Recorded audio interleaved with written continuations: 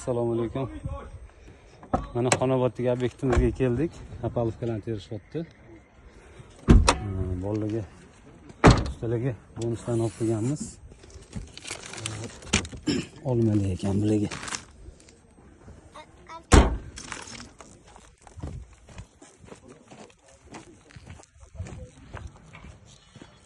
Bu yerda 40 ta kolonna joylashtiriladi. Biz 40 ta jo'natib berganmiz kolonnani. Hormanglar. Qachon suvlari. Hormanglar. Boshqotda siz ekansiz aka. Assalomu alaykum. Hormanglar. Qachon Sizlarga omad. Sog' bo'ling. Mana kolonnalarni ko'rishinglar bo'ladi. Moylashyapti bu yerda.